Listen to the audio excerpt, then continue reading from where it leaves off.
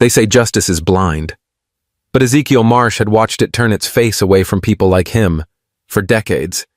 That's why he stopped believing in shouting, stopped believing in fairness, but he never stopped believing in proof. So he walked into court one more time, not for himself, but for the boy on trial. And when a white officer hit him, the court didn't know that Ezekiel's silence was his weapon. Can a man without a badge, without a voice, still bring the truth crashing down? If you believe in quiet strength and lasting justice, tap like, share this video, and subscribe to Mr. Mac's Stories.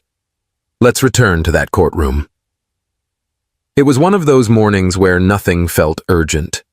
The courthouse was quiet, the kind of quiet that had settled into the walls over years of routine hearings and forgotten stories.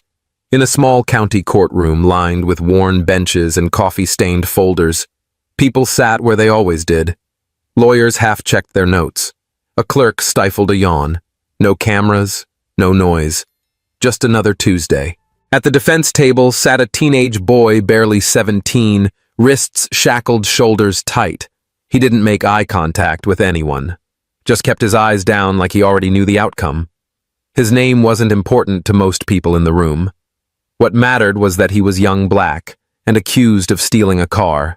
And in this courtroom, that was often all it took to set the tone. No one seemed to notice the older man sitting a few rows behind the boy.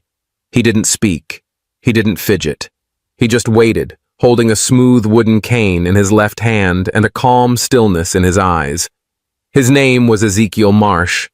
7'2", thin frame, dark coat buttoned to the collar.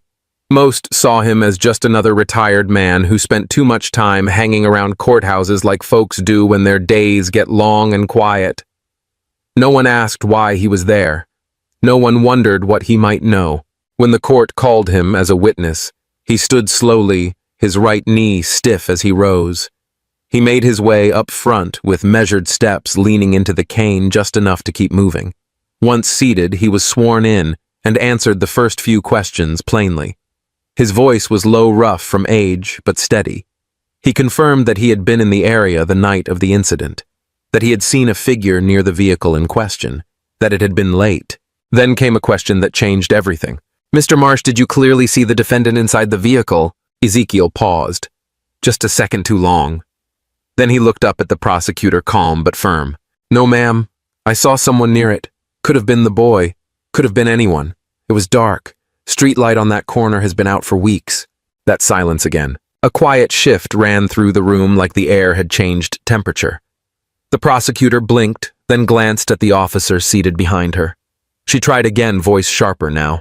"But you signed a statement saying you identified him." Ezekiel didn't raise his voice. He didn't frown. He simply answered, "I signed something someone handed me, but those weren't my words, and they don't reflect what I saw." Behind the prosecution table, Officer Clint Rourke White, tall and already tense, stood abruptly and took 2 slow steps forward toward the wooden rail that separated the court from the witness stand. "You saying I made that up?" he said, flat and cold. Ezekiel turned toward him. "I'm saying I don't put boys in a cell if I can't be sure they belong there." That was when it happened. It was fast, no warning, no outburst. Rourke stepped forward and struck him across the face with an open palm. The sound cracked through the courtroom. A few people gasped. The bailiff jolted halfway out of his seat, but froze. The prosecutor dropped her pen. The defense attorney stood up too late to say a word. Ezekiel didn't fall. His head turned from the impact and he took a breath like he was steadying the rest of his body. He gripped the cane, held himself upright, and didn't respond. No words. No gesture. He looked straight ahead like the blow never came. And the judge. She slammed her gavel once. "Mr. Marsh," she said sharply, "this court will not tolerate interruptions." Not a word to the officer. Not even a glance. For a moment, no one moved. A few people shifted in their seats. One woman in the gallery looked down at her lap, pretending not to have seen what she saw. Ezekiel turned to leave the stand. He walked back to the bench he had been sitting on, slower this time, his hand brushing against the red mark rising on his cheek. He didn't speak, didn't look at anyone. Just sat, folded both hands over the top of his cane and stared at the floor. No one approached him. No one asked if he was all right. The room tried to move on, but that slap hadn't ended anything. In fact, it had just begun something no one in that courtroom was ready for. Because what they failed to see, what they dismissed as weakness, wasn't weakness at all. It was the silence of a man who came not to witness but to finish. No one stood up for him. Not the bailiff, not the attorneys, not the judge. And not a single soul in that courtroom broke the silence after the slap. It wasn't shock that held them still. It was something quieter, more familiar. The kind of silence that settles into places like that, not because nothing happened, but because things like that were never meant to be questioned. Ezekiel Marsh sat motionless, hands folded over his cane, his cheek slowly blooming red. He didn't raise it to his face. He didn't ask for help. He just sat there, eyes fixed ahead, while the room around him rearranged itself back to normal. A white court clerk passed by his bench, glanced down without slowing, and murmured so only he could hear, "You're lucky he didn't cuff you." Her tone was flat. No sarcasm, no surprise, just the kind of statement that people say when they've already decided who deserves what. She walked away without waiting for a reply. Ezekiel didn't give her one. Across the aisle near the gallery, a young black girl clutched a crumpled tissue. She looked barely 10, her braids neatly tied with blue beads, eyes wide and unblinking. She stood without a sound, as if pulled by something she didn't fully understand, and began stepping toward him. In her small hand, the tissue stretched forward and offering an instinct. Her mother caught her wrist before she could reach the aisle. The motion was swift, firm, not cruel, just scared. The kind of fear passed down without needing to be explained. She shook her head once, sharp and silent, then pulled her daughter back to the bench. The tissue slipped from the child's hand and drifted to the floor. No one picked it up. Judge Drayton never looked up from her docket. She didn't need to. Without pausing, her page turning, her voice echoed across the room. "Mr. Marsh, another disruption and you'll be escorted out." Her tone wasn't angry. It was practiced. The same tone she probably used when warning cell phones to stay silent or scolding someone for parking in the wrong space. But here it landed with a different weight, the kind that doesn't raise its voice because it's never had to. Ezekiel didn't respond. He didn't even glance her way. A few rows down, a woman in a cream blazer reached to adjust her bag and kicked the cane that Ezekiel had rested beside his bench. It rolled a few inches across the polished floor. She looked down at it, frowned, then picked it up by 2 fingers as if it were something unclean and placed it on the opposite end of the bench. She sat down, crossed her legs, and stared ahead as if nothing had happened. Ezekiel didn't retrieve it. He didn't move at all. His eyes were on the boy. The teenager still sat in cuffs, shoulders caved in, face unreadable. He hadn't moved since Ezekiel left the stand. But Ezekiel saw him clearly. Not the outline of a defendant or a file number in a system that swallows boys whole. He saw the posture of someone already exhausted. The quiet slump of someone who understood too early what it meant to be invisible until someone needed someone to blame. Ezekiel had seen that posture before in reflections in photographs in the mirror after long nights that ended too quietly. He wasn't thinking about the sting on his cheek anymore.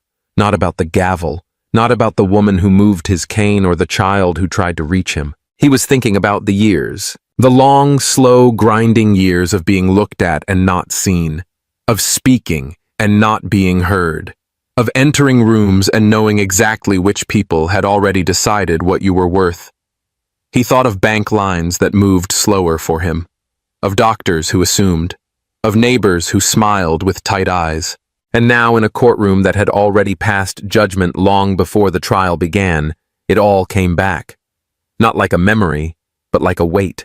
And yet even as the boy sat across from him in silence, Ezekiel didn't feel pity. What he felt was recognition, because what hurt the most wasn't what had just happened.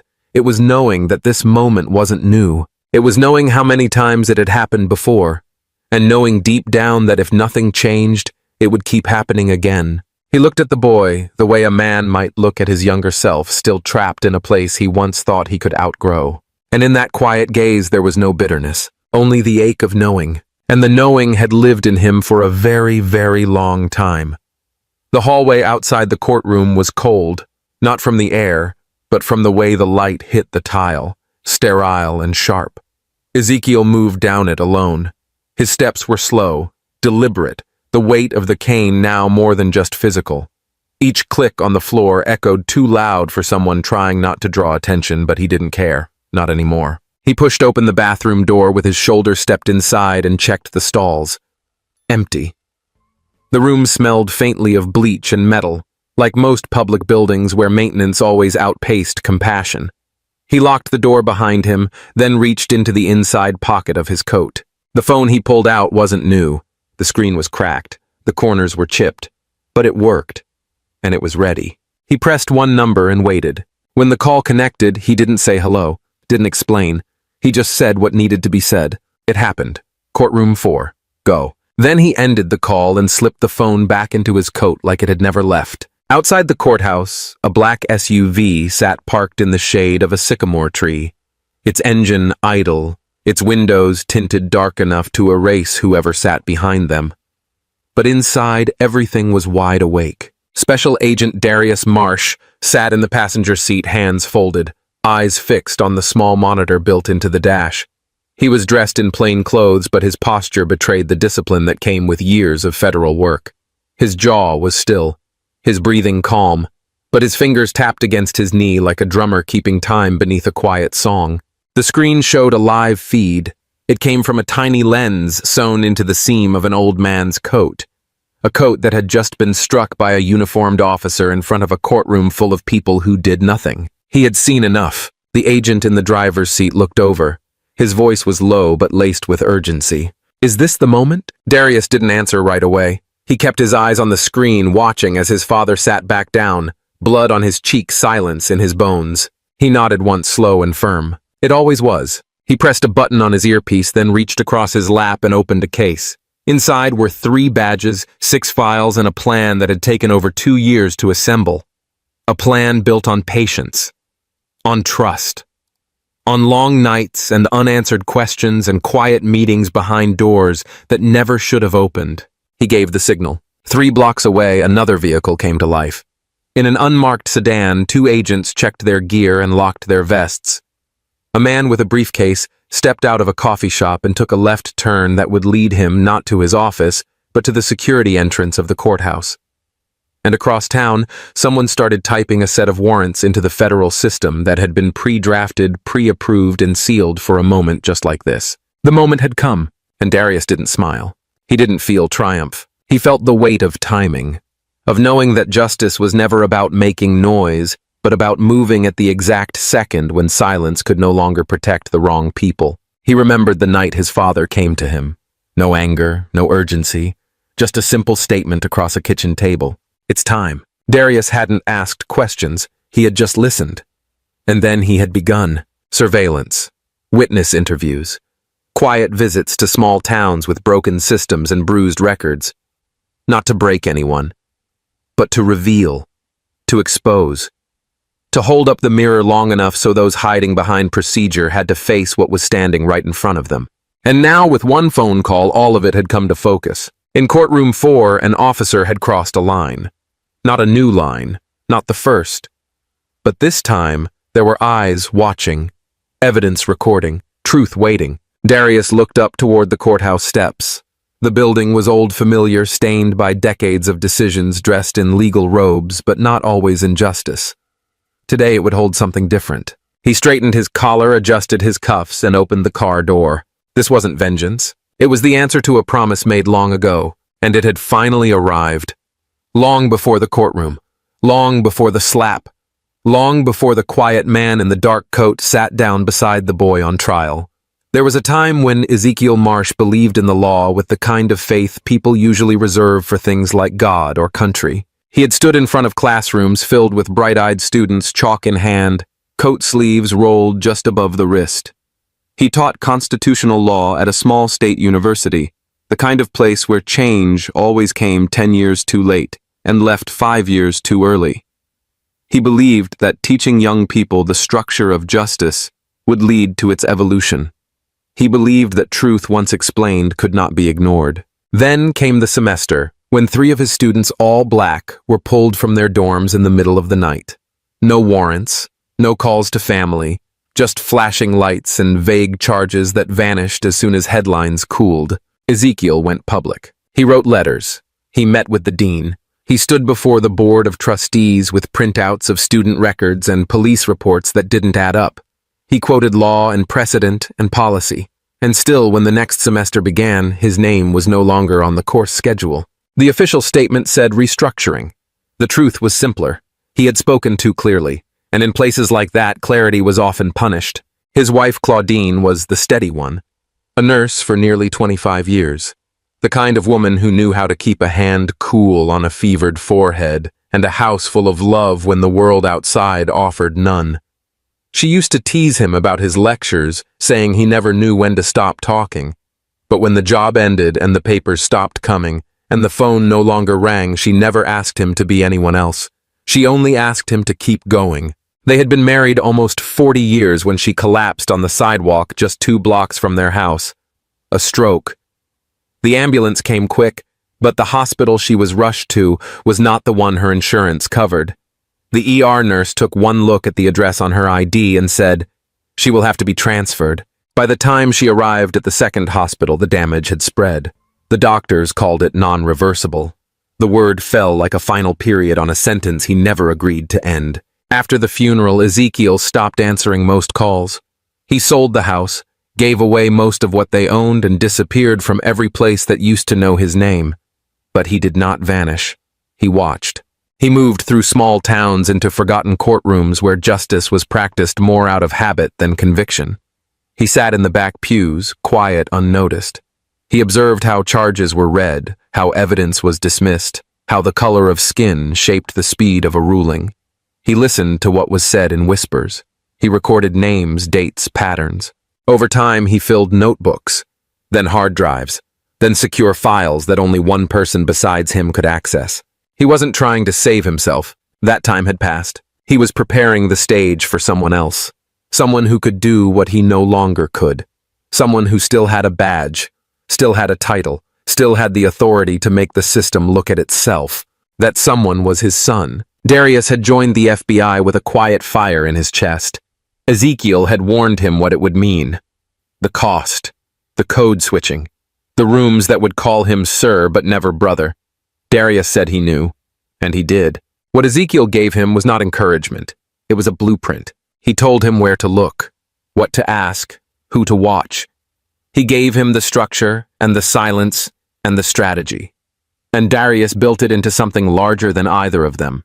People thought Ezekiel's silence meant surrender. But silence can be its own kind of discipline. A decision to wait, to gather, to outlast. Every time he held his tongue in those courtrooms, he wasn't walking away from justice. He was walking toward it. Now, as he sat inside a courtroom that once again tried to erase his voice, Ezekiel did not feel defeated. He felt ready, because silence was never his weakness. It was his weapon. And somewhere across the room, a boy still sat in chains, unaware that the quiet man watching him had already opened a door no one could close. The courtroom had settled into the kind of silence that wasn't quiet at all. It buzzed beneath the surface, charged by the slap that had passed without punishment and the quiet that followed it. Somewhere in that heavy stillness, the boy finally spoke. His voice cracked more from restraint than fear. "Please, I wasn't stealing. I was just—" He never finished the sentence. The prosecutor, a white woman in a slate-gray suit, snapped her folder closed and cut him off without hesitation. Another sob story. "We have heard enough from your kind." The words hung in the air longer than anyone expected them to. She didn't flinch after saying them, didn't look at the judge for permission or apology, just turned her back on the boy like she was already walking toward the verdict. Ezekiel stirred. Not dramatically, not even noticeably, except to those who were watching him closely. His hand shifted on his cane.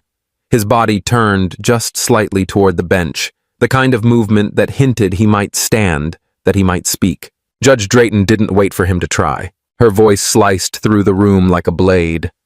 "You are one word away from being removed, Mr. Marsh." There was no discussion, no hesitation, no acknowledgement that what had just been said by the prosecutor might have been cruel or biased or unacceptable. Only control, only enforcement. Ezekiel said nothing. His hand returned to stillness. But Officer Rourke had been watching him too. He leaned forward in his seat with a smirk stretched across his face like he had just seen a dog try to bark through a muzzle. "Told you? Old men like you need to stay in your rocking chairs." That time the room responded. A few chuckled. A sharp laugh near the back. Even the bailiff smiled, although he quickly masked it with a cough. The sound wasn't loud, but it was enough. It echoed more than the boy's voice had. It lingered longer than the prosecutor's cruelty. And in that moment, Ezekiel looked at the boy again, not the cuffs, not the bowed head. He looked at the shoulders, the curve of them, the way they tried to hold still but trembled just slightly. He looked at the boy's eyes locked on the floor, not in shame, but in the kind of quiet people learn when they realize no one is coming. And something in Ezekiel shifted. Not anger, not urgency. It was recognition. The boy could have been him 50 years ago in a different courtroom with a different judge, but the same silence, the same assumption, the same loneliness. And Ezekiel knew what it meant to be surrounded by people who saw you but never once tried to understand you, who heard your voice and already decided they were done listening. He looked around the room, at the judge, at the officer, at the people who had turned injustice into routine. And then he did something so small no one noticed. He reached inside his coat. His fingers moved slowly, not from fear, but from something more deliberate. The movement was careful, intentional, practiced. And as the laughter died down, as the next witness was being prepared, Ezekiel pressed a button no one could see. His thumb settled on it with a kind of tenderness, like someone opening a letter they had waited a lifetime to send. "Forgive me, son." He whispered it, not loud enough for anyone to hear. "You shouldn't have to fight this alone." And just like that, the courtroom that thought it was in control had already started to unravel. They just didn't know it yet. The doors didn't slam open. They didn't have to. They swung wide with a quiet authority, like they knew the room inside had already said too much. And when the figure stepped in, no one needed to ask who he was. They felt it. In the way he moved. In the stillness that followed him. Tall. Composed. Wearing a dark suit that didn't need to impress anyone. His steps were steady, shoulders squared. Gaze locked straight ahead. He did not hesitate. Did not glance to the sides. He walked down the center aisle like a man who had already read the ending and was just here to turn the page. When he reached the front of the room, he stopped. His hand moved to the inside of his jacket and came out holding a leather badge case. He opened it with a flick of the wrist and spoke without raising his voice. "Special Agent Marsh, FBI Internal Affairs. We are intervening under federal authority." The room did not gasp. It just went quiet. Real quiet. The kind that sinks into the walls and makes every breath feel heavier. Judge Drayton blinked. The color had drained from her face, but her lips moved, trying to shape something resembling control. "Agent Marsh, this is a mistake. There must be some misunderstanding." Darius didn't even look at her. His eyes were on Officer Rourke. "You assaulted a federal witness." He took a single step forward, the silence stretching with him. "That witness is my father." Rourke froze. Not out of fear, at least not right away, but out of calculation. His jaw shifted slightly. His eyes darted toward the judge, then to the prosecutor, and back to Darius. For a man who thought himself untouchable, the ground had just gone soft beneath his feet. Darius didn't move again. He didn't need to. He let the words land and sit there unbothered by the weight they carried. The man you struck. The man you humiliated. The man you ignored because he looked like someone you didn't have to answer to. That man had just become the one thing you could not touch. Judge Drayton tried again, but her voice cracked. "This is highly irregular. There are procedures. I have not been notified of any motion or—" Darius turned toward her. His expression didn't change. His voice didn't rise. "Your mistake is assuming you are not accountable." He didn't shout. He didn't threaten. He simply said it like it was already written into the record. The court reporter, who had barely looked up all morning, was now typing every word with hands that trembled slightly at the keys. No one else spoke. The prosecutor stood, frozen lips parted but silent. The bailiff lowered his gaze. Even the spectators, some of whom had laughed minutes ago, were still now faces, blank eyes wide, as if they were realizing too late that the rules they thought protected them were not the only rules in the room. Ezekiel didn't move. He sat exactly where he had been before. Hands still resting on his cane, back straight, breath even. But behind the quiet of his face, something had stirred. Not pride. Something quieter, older. He had spent years laying brick after brick beneath his silence, building something only those with patience would ever see. And now the person he had prepared it for had walked through the doors not as a child needing protection, but as a man prepared to deliver it. Ezekiel's eyes didn't widen. but something behind them shifted.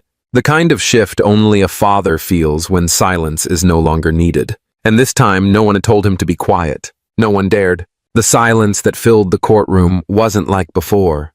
It wasn't the silence of dismissal or exhaustion or ignorance. This one felt different. It was heavier, tighter, like someone had shut off the oxygen but left the lights on. And in that silence, everything shifted. Not with noise, not with spectacle, but with a truth too clear to deny. Ezekiel Marsh, the quiet man in the dark coat, had been telling the truth all along, and the son who bore his name had come to make sure it could finally be heard. For a moment, no one breathed. Then Darius reached into his briefcase and pulled out a single sealed folder. He held it in both hands, not with ceremony, but with the steadiness of someone who knew exactly what it meant to open it. He laid it gently on the bench, just close enough for the judge to see. This investigation began 2 years ago. The man you dismissed, the one you struck, the one you told to be silent. He was never here just as a witness. He was working with us, voluntarily, relentlessly, undercover. He opened the folder. Pages, photos, transcripts. He continued speaking, his tone calm, measured, almost too quiet for a room so full of noise that had just been silenced. 32 cases, all from this county and the 2 surrounding ones. All connected. All showing a consistent pattern of altered records, coerced statements, deleted footage, falsified charges. Some of the victims were juveniles. Others were elderly. Most were black. None had been believed. Ezekiel Marsh had sat in back rows and gallery seats for nearly 2 years. He posed as a neighbor, a distant uncle, a passerby. And every time he watched, he took notes, not just of the verdicts, but of the way people were treated before the verdicts ever arrived. He collected recordings. He kept files. And when people warned him to stop, he didn't. Darius reached into the case again and lifted a small black flash drive. On this, you will find audio recordings from multiple witnesses who claim they were threatened in this courtroom. Some were told they would lose custody of their children if they testified. Others were told to change their stories or face perjury charges. He placed the drive next to the folder. There are also video clips. One of them shows a police officer opening a file drawer and replacing a signed affidavit with a revised one. The video was taken inside your courthouse. He didn't raise his voice. He didn't need to. Then came the part that made the silence shift again. Officer Rourke. The name alone sent a ripple through the room. You were investigated 3 times by state-level departments. Each time the file was closed for lack of physical evidence of misconduct.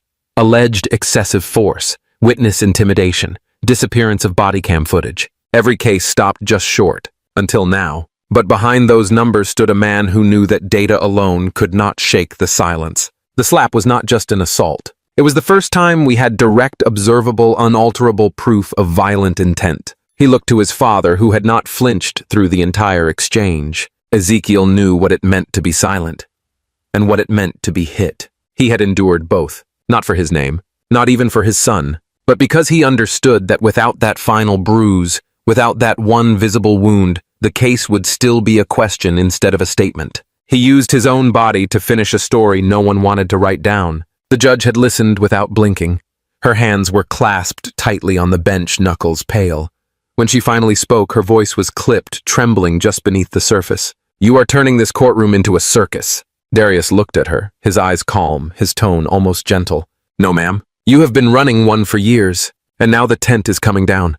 There was no applause, no outcry, just stillness, because for the first time the performance had stopped. And what was left behind was not a story, not a scene, not even a verdict. What was left was truth, and truth does not beg to be believed. It simply waits, and when it finally arrives, there is nowhere left to hide. The silence in the courtroom was thick, not the kind of silence that waits for the next argument or the next ruling or even the next headline. This was the kind of silence that asked to be left alone. Then slowly Ezekiel Marsh stood. He didn't rise like a man ready to take the floor. He rose like someone who had carried something for too long and had finally decided to put it down. His cane pressed against the floor with a soft click, his hands steady but worn. The room didn't move. No one interrupted. Not even the judge. Ezekiel did not raise his voice. He didn't have to. "I don't usually ask to speak," he said softly, and something in his voice made even the people farthest in the back lean forward. "But I have something I need to say. Not as a witness, not as a victim, as a man. He paused, and when he did, the room leaned in with him. The last time I saw my wife alive, she was sitting in a folding chair in a hospital hallway. 5 hours. No one called her name. No one offered her water. They told me the system was busy, that emergencies had to be triaged, but I knew what it really meant. They looked at our zip code and decided we could wait. He swallowed gently, his gaze not fixed on any one person, but on the space between them all. I stayed silent that day, not because I didn't care, not because I didn't love her, but because I knew that if I shouted, they would hear my voice and not my meaning. They would see my anger and not my grief. His voice wavered for the first time, but it did not break. So I sat there, and I let her name disappear into the noise, and I have carried that moment in my chest every day since. He exhaled, the sound barely audible, but now I see something different. He looked toward Darius just for a second. I see a world that might still hear something if it is spoken with enough quiet. Because sometimes when justice screams, people cover their ears, but when it whispers, they lean in. They listen. There was no sound in the room. Not a cough, not a breath, not even the soft shuffle of fabric or heels. Then someone in the gallery, a young clerk in a gray blazer, wiped her cheek. She didn't try to hide the tear, only blinked and let it fall. A man near the aisle, perhaps in his 60s, lowered his head and folded his hands in his lap. No one told them to react. No one gave permission. But something about the way Ezekiel stood there without rage, without demand, made it impossible not to look inward. He did not name names. He did not accuse. He did not ask for an apology. He simply gave them space to see themselves. And that more than any indictment was what changed the room. Because the truth is, most people do not wake up wanting to be cruel. But they learn to live with small silences. They walk past the pain of others and convince themselves it is not their place to stop. They tell themselves that silence is safe, that it is neutral, that it is nothing. Ezekiel Marsh had lived long enough to know silence is never nothing. It is always either protection or permission. And in that courtroom, without a single outburst or headline-ready line, he showed them what it looked like to reclaim it. When he sat down again, he did not sigh. He did not look to see if anyone was watching. He folded his hands over his cane the same way he had before, but this time something in the room had shifted. No one spoke. Not because they couldn't, but because they knew whatever came next would have to be better, more careful, more honest, more human. Ezekiel Marsh did not need to raise his voice. He had already said enough. And for once the world had stayed quiet long enough to hear him. He did not speak when the cuffs were tightened. There was no shouting, no protest, not even an attempt to explain. Officer Rourke kept his eyes forward as 2 federal agents walked him through the gallery past the judge's bench, past the pews where only hours earlier he had smirked and laughed without consequence. Now the room did not look at him with fear or hatred. They looked through him, the kind of looking people do when they have finally decided someone no longer belongs in the room. No one stood to defend him. No one raised a voice in outrage. The walls that had once shielded him had gone quiet, and that silence spoke louder than any sentence could. Behind the bench, Judge Drayton was still seated, though her robe no longer carried weight. A court administrator leaned down and whispered in her ear. She nodded once slowly, the color drained from her face, her mouth pressed into a thin line. She stood and exited through the side door without a word. Later that afternoon, the official announcement was released. Judge Helen Drayton and Prosecutor Rachel Knox had been placed under federal review with immediate suspension, pending the outcome of the internal investigation. There were no interviews, no denials, only a line of text, standard procedure, temporary action, but everyone knew what it meant. The boy still seated at the defense table looked as if he had not heard the judge's gavel strike. His hands were still folded, his shoulders still stiff. He stared straight ahead as if waiting for someone to wake him up. Then his attorney leaned over and whispered something into his ear. And suddenly the boy began to cry. Not loud, not desperate, just tears that came from a place deeper than relief. The kind that come when the body realizes it does not have to keep fighting. Ezekiel stood beside him. He did not speak. He simply reached out and placed his hand gently over the boy's. The courtroom, though no longer officially in session, remained still. There were no speeches, no applause. Just the sound of a quiet victory barely visible but deeply felt. Outside, the press had gathered quickly. Cameras, microphones, dozens of questions being thrown into the wind, hoping one might be caught. Darius stepped up to the microphones, not as someone chasing headlines, but as someone already burdened by what would come next. "This is not the end," he said, "but it is the moment we stop pretending that justice is blind. His voice was calm, not triumphant, not bitter, measured. This is where we admit the system has eyes, and that those eyes have often looked away. Today they were forced to look directly at themselves. He did not stay long. He answered a few questions, made no promises, offered no apologies. And then he stepped away, leaving the flash of cameras behind. As the crowd began to thin, a white court employee in his 50s stood beside a younger colleague. Neither had spoken during the entire proceedings. They had done their jobs, taken notes, moved papers, typed transcripts. Now the older man leaned slightly to the side and said in a low voice, almost like a confession meant only for the air, "This should have ended years ago." The other man did not respond, but he nodded. And for a long moment neither of them moved, because cracks do not always come with explosions. Sometimes they arrive slowly, a shift in pressure, a weakening in silence, a moment when someone dares to tell the truth and the room for once dares to hear it. Inside the courthouse, the chairs were empty. The gavel rested on its stand. The seal of the state still hung behind the bench unchanged, but something in the air was different now, not because justice had finally been done, but because for the first time it had been watched, and once seen it could not be unseen. And somewhere down the hallway beyond the cameras and the chaos, a quiet man paused for just a second, then kept walking. By the time the last microphone had gone quiet and the final camera lens began to shift toward another headline, Ezekiel Marsh had already disappeared through a side door that no one was watching. Moving not with urgency, but with the kind of quiet resolve only a man who had seen too much and waited too long could carry his cane, tapping softly against the forgotten tiles of a hallway that had never been meant for ceremony. He did not glance back. He did not need to. The truth he had carried was no longer his alone. Inside the courtroom, now emptied of noise, but still heavy with the weight of what had happened, a court clerk began the quiet work of restoring order, stacking files, resetting chairs, wiping down surfaces that just an hour before had witnessed a silence louder than anything ever shouted from a podium. As she moved toward the witness stand, her eye caught something unusual, a piece of paper folded once and left beneath the microphone where the old man had last stood, his presence already fading, but not forgotten. Curious, she picked it up, unfolded the soft creases with care, and read the message written in a hand that was both deliberate and unshaken. To those who struck me, thank you. You reminded me why justice must not sleep. To those who watched in silence, now is your time to speak. There was no heading, no signature, no demand for recognition, no plea for attention, just words, just a whisper on paper left where someone might find it, and in doing so be forced to sit with it in silence, the same kind of silence that had once protected injustice, but now threatened to undo it. She read it again, slower this time, and though no one saw her expression change, something behind her eyes softened, not from pity or guilt, but from the deep discomfort of realization, the kind that doesn't scream, but settles in quietly and stays.